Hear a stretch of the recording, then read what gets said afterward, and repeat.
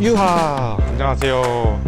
제가 이렇게 오늘 영상을 이렇게 키게 된 이유는 바로 호주 워홀 이제 초기 자본금에 대해서 설명을 해드리려고 이렇게 영상을 켰어요. 제 친구들이나 아니면 주변 사람들 보면은 호주 워홀 가는데 얼마나 돈이 필요하냐, 뭐 아니면 항공권은 얼마나 들었냐, 이런 것들을 정말 많이 물어봐요. 그래가지고 제가 이런 것들을 일일이 답변을 해드리기보다는 이제 좀 이렇게 영상을 통해서 한 번에 이제 자세하게 알려드리려고 켰습니다. 우선 제 소개를 하자면은 저는 올해 12월까지 호주 워킹홀리데이를 대략 한 10개월 정도 했고요.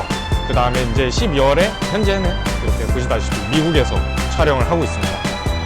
그러면은 이제부터 호주 워홀 얼마나 초기 자본금이 드는지 자세하게 알려드리도록 하겠습니다. 우선 호주 워홀 비자를 신청하려면은 이제 신체 검사랑 워홀 비자 발급 비용이 필요해요. 비용도 솔직히 말해서 만만치 않거든요. 신체 검사비가 이제 뭐 지정된 병원들이 있는데 저 같은 경우는 연세 세브란스 병원에서 약 17만 원 정도 주고 이렇게 신체 검사를 받았고요. 비자 신청 비용은 약 38만 원 정도 해가지고 솔직히 저는 이 정도까지 많이 드는 줄 몰랐는데 하다 보니까 한 50만 원, 60만 원이 나가더라고요. 그 다음에 또 하나, 또 이제 목돈이 드는 것 중에 하나가 비행기 값이죠. 이제 보면은 편도로 오시는 분들도 있고 왕복을 1년을 이제 선택해서 왕복으로 오시는 분들이 굉장히 많거든요.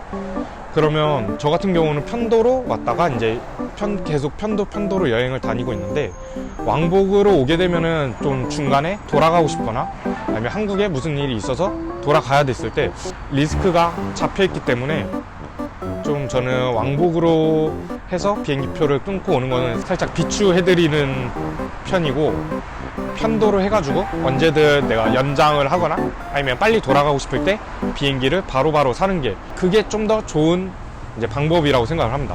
보통 비행기 값은 좀 싸게 오면은 한 50만 원에서 60만 원, 뭐 70만 원, 뭐 쭉쭉쭉쭉 있을 텐데 저 같은 경우는 한 60만 원대 왔던 것 같아요. 직항은 아니고 한번 경유해서 이렇게 호주 들어오는 거였는데 한 60만 원대 정도로 이제 예상을 하시면은 어느 정도 예산을 짜는데 편하실 거예요. 그 다음에 호주에 이제 도착을 했을 때 이제 당장 살아야 될 집이 필요하잖아요. 그러면 이 집값 또한 돈이 굉장히 많이 지출되는 항목 중 하나인데, 집값이 보통은 2주 이제 디파짓이라는 게 있어요. 이 살 집에 먼저 2주치, 그러니까 우리나라로 따지면 보증금 개념에 2주치의 돈을 먼저 묶어놓고 그 돈은 보증금 개념이고 월세 개념으로 또 돈을 내야 되잖아요. 그것 또한 2주치를 내다 보니까 한 번에 4주치의 비용이 목돈이 들어가는 거죠. 그러다 보니까 2주치 디파짓을 계산을 못하고 돈이 많이 여유가 없는 상태에서 오다 보면은 정말 많이 힘들어하는 경우를 제가 주변에서 많이 봤어요. 일주일에 150불이다 하면은 300불은 디파짓, 300불은 2주 페이 해가지고 4주치를 한 번에 내는 거고, 그렇다고 해서 제가 한 달을 사는 게 아니라 이거는 보증금, 이거는 2주 페이, 또 2주가 지나면은 또 2주 거를 내야 되기 때문에 한 달에 총 내야 될 돈이 6주 페이치를 내야 된다는 거예요.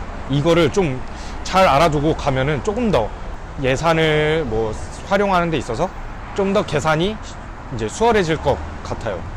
이 다음에도 당장 일을 이제 구하면 좋은데 저 같은 경우도 일을 구하는데 한 달 정도 걸린 것 같아요. 그러려면은 이제 한 달 생활비랑 식비 이런 것들 뭐 기타 등등 이런 게 이제 초기에는 많이 있어야 되기 때문에 전체적인 비용들을 계산을 하다 보면 자기가 예산을 얼마나 짜야 되고 이제 어느 정도의 돈을 가지고 호주로 가야 되는지 이런 것들이 이제 계산이 나올 것 같아요. 그런 다음에 이제 집값 같은 경우는 이제 본인이 어디에서 사느냐에 따라서 정말 많이 갈리거든요.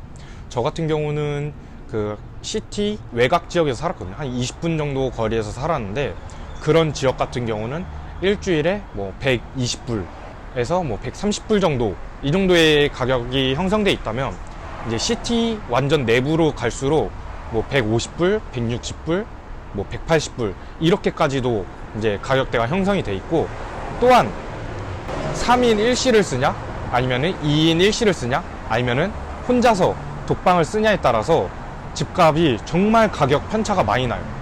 뭐 혼자서 쓰면은 뭐 250불, 뭐 280불까지도 갈 수도 있지만 뭐 3인 1실 같은 경우는 정말 뭐 100불, 120불까지도 이제 가격이 다운이 되다 보니까 여기 집값에서만큼은 본인이 얼만큼 어느 정도의 생활을 할 수 있느냐에 고려를 해가지고 선택을 하면 좋을 것 같습니다. 그런 다음에 이제 생활적인 부분에서 내가 한 달 만에 일을 구하면은, 한 달 안에 일을 구하면은 좋은데 한 달 안에 일을 못 구할 수도 있잖아요.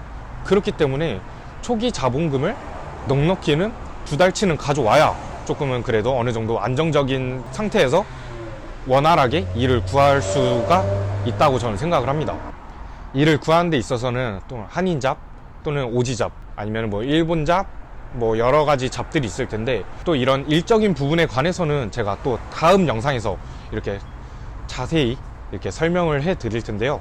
좀 이렇게 어느 정도 호주 초기 자본금, 워킹홀리데이 초기 자본금에 대해서 이렇게 얘기를 해 봤는데, 제가 이렇게 너무 두서없이 얘기한 것도 있고 해가지고 혹시 좀 더 궁금한 것들 있다면 밑에 댓글에 남겨주시면 제가 답변을 해드리도록 하겠습니다. 그러면은 호주 워킹홀리데이 준비하신 분들 모두 화이팅 하시고 원하는 목적 모두 이뤄서 이제 오시는 그런 호주 워킹이 되시길 바라겠습니다. 안녕.